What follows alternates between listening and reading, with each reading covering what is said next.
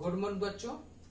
आज हम कक्षा 10वीं व्याकरण का जो पहला पाठ है वाक्य, उसके बारे में जानकारी अर्जित करेंगे। तो आइए शुरू करते हैं कि वाक्य के पहले और किसके बारे में हमें जानना है।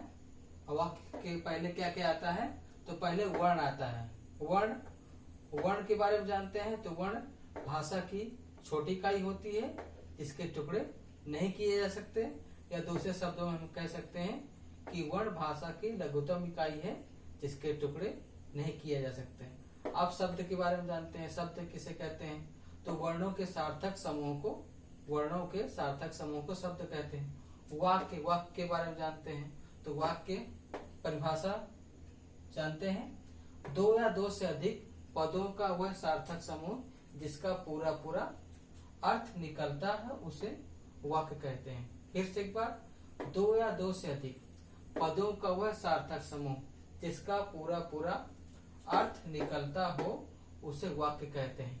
जैसे श्याम घर जाता है। पद के बारे में जानते हैं। पद क्या होता है। जब भी कोई शब्द वाक्य में प्रयोग किया जाता है, उसे पद कहते हैं। एक बार फिर जानते हैं। जब भी कोई शब्द वाक्य में प्रयोग किया जाता है, उसे पद कहते हैं। जैसे मैंने यहाँ रोहन एक शब्द लिया और रोहन शब्द से मैंने एक वाक्य का निर्माण किया। रोहन क्रिकेट खेलता है। तो यहाँ पे 4 शब्द हुए, ठीक है। और यही 4 शब्द मैंने एक शब्द लिया, लेकिन रोहन से मैंने वाक्य बनाया। रोहन क्रिकेट खेलता है, तो यहाँ 4 शब्द हैं, और जो चारों शब्द जब वाक्य में प्रयोग हो गए, तब क्या कहलाएंगे, वो पद कहलाएंगे, ठीक है। तो 4 शब्दों से वाक्य का निर्माण हो गया।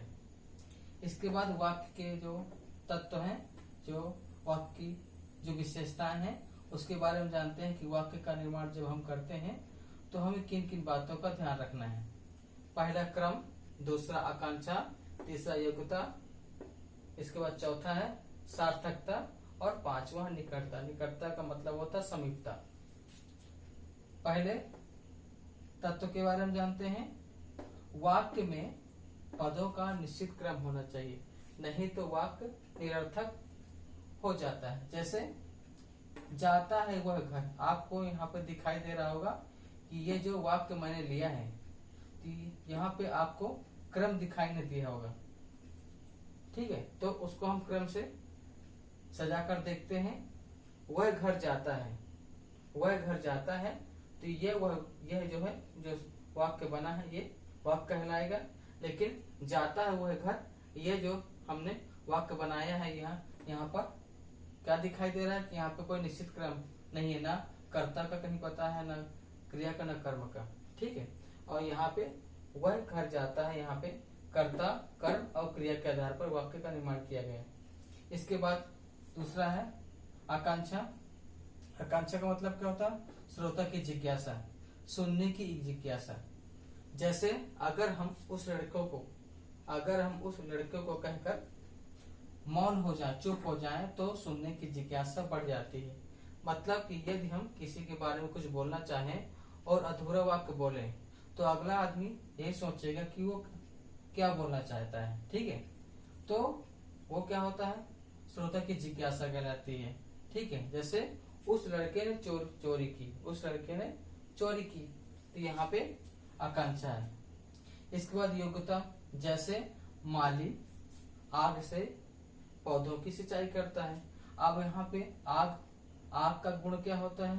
आग का गुण होता है कि किसी चीज को जलाना, ना कि पौधों की सिंचाई करना।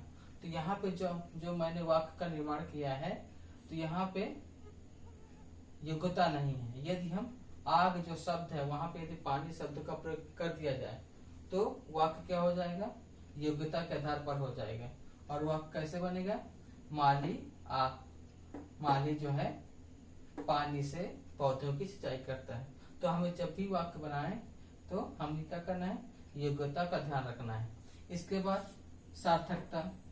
वाक्य सार्थक होने चाहिए। 5वां निकटता। मैं घर जाता हूँ। जैसे मैंने कहा आज मैं, कल आकर बोला घर, परसों आया तो बोला जाता, और इसके बाद नेक्स्ट दिन आया हूँ।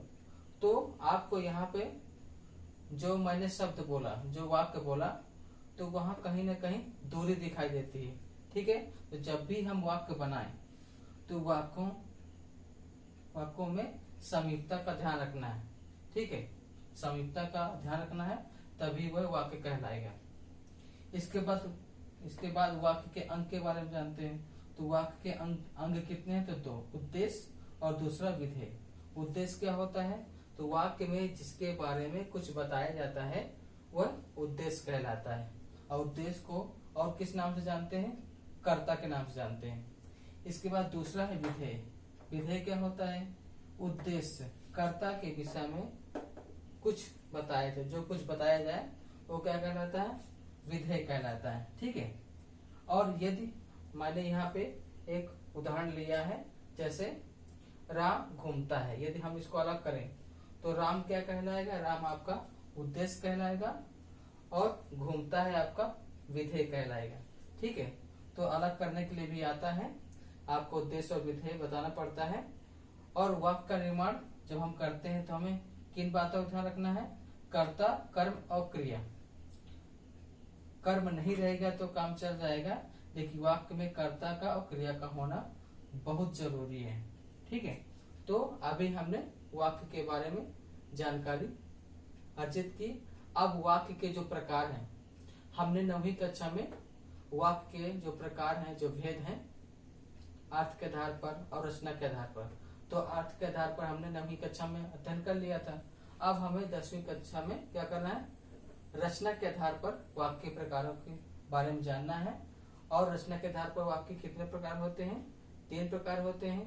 पहला सरल वाक्य, उसी को हम साधारण वाक्य बोलते हैं।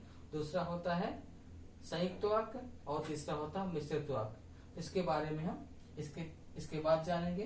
तो आज के लिए सिर्फ इतना ही। धन्यवाद।